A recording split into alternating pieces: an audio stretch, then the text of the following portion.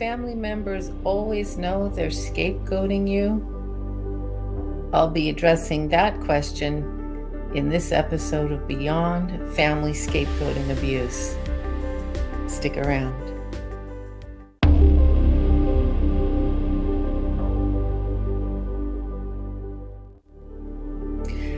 Right now, I'm keeping these videos pretty brief, so this is an overview of the Family Projective Identification Process, and I want to talk about it in a way that might sound simple, but actually can be very powerful in helping someone understand what may have happened to them in their family.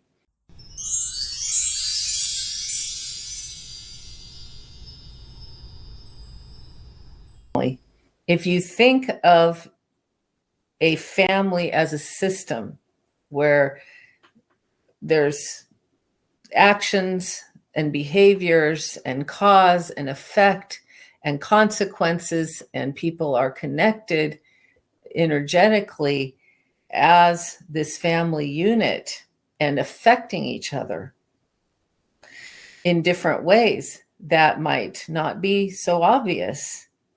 If you think of that unit as, in a sense, a psyche, and I call it the family psyche, and think of that psyche as being compromised in some fashion through unrecognized intergenerational trauma, or the individual trauma of a parent or a grandparent, or there might be an alcoholic family system, or there's cases where there's a narcissist heading up the family system, and that's not going to be a healthy family system.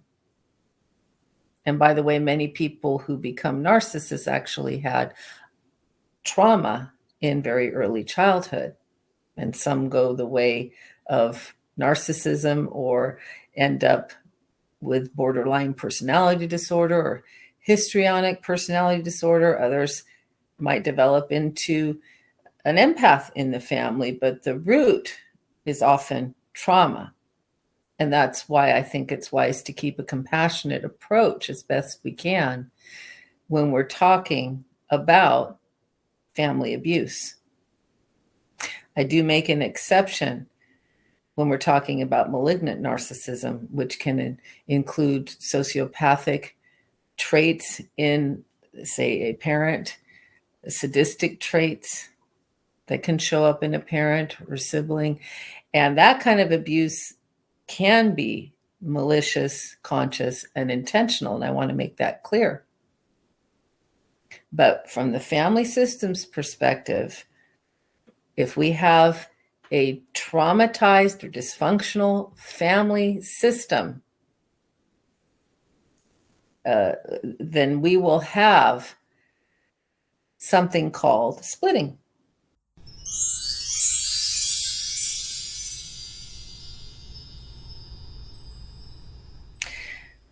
The psychological defense mechanism of splitting is what's usually driving someone who is presenting with borderline personality disorder, whereby the person projects those parts of themselves that they cannot acknowledge or own. So they project their split off, disowned parts onto someone else. So this can happen in a family with an individual person. Say we have a parent with borderline features who's splitting off disowned parts, their own shame or self-hatred, and it lands on a particular child. But what about when the family as a whole is participating in this projection process, and that projection is landing on a particular child or adult child in the family? That would be the family projective identification process, which is fueled by this splitting,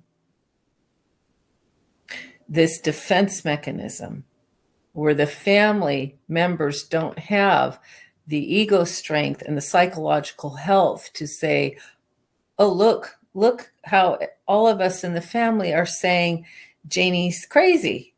Gee, let's get curious about that. Or Janie's a liar, when Janie might have done the type of lying that many children or teenagers do when they want to go out and experiment and explore the world. Same kind of lying the other people in the family probably did. But Janie's done it, and with her, it's made into something pathological. Janie is bad. Janie is defective. Janie is the problem.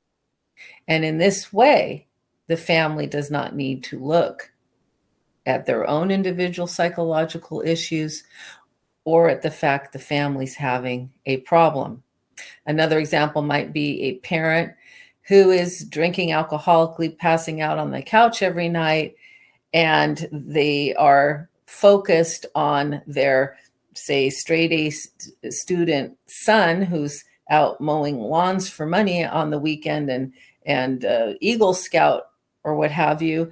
And that son, we'll call him Johnny. I'm so original and creative. Johnny is the problem.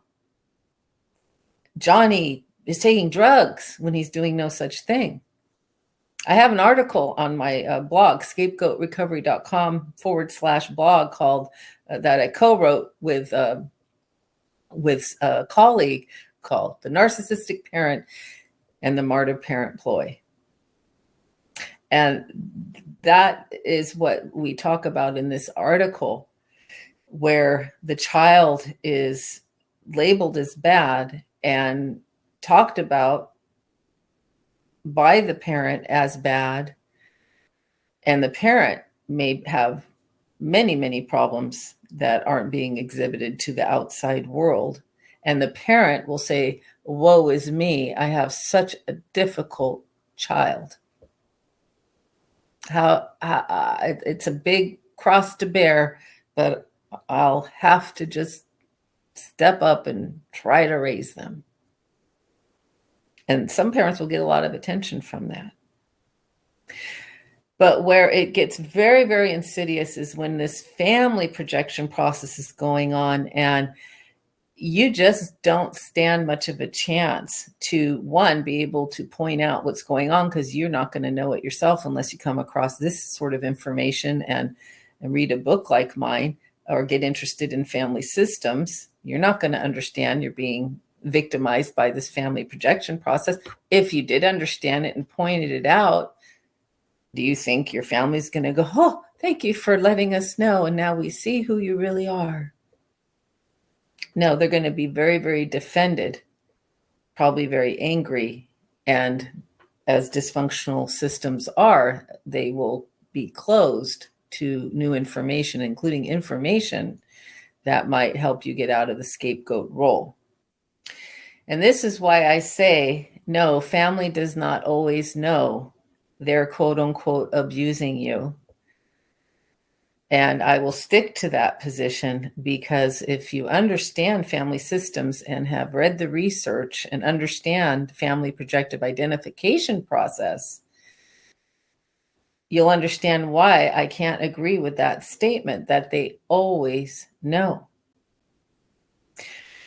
What's more tragic here, as I mentioned in my first video when I talked about this myth that they always know, is that they actually believe these things about you and believe you are the problem, believe in some cases that you're the one abusing them. If you stand up for yourself, you're arrogant or out of line or narcissistic or scapegoating them. You're projecting on them. That's classic. That came up a lot in my research, where the family members know enough about psychology that if the research participant or my client tried to bring it up with them and brought up this possibility of projection, what they heard was, you are projecting on us, you're scapegoating us. And I'm sorry to tell you this, they actually believe this. And that's why trying to change their perception of you will be like beating your head against a wall. So I'm sorry to be the bearer of bad news. And that's why I said in my 5 myths video, it'd be kind of, I think, better if they knew they were abusing you, because there might be a tiny, tiny chance that they could address that and stop.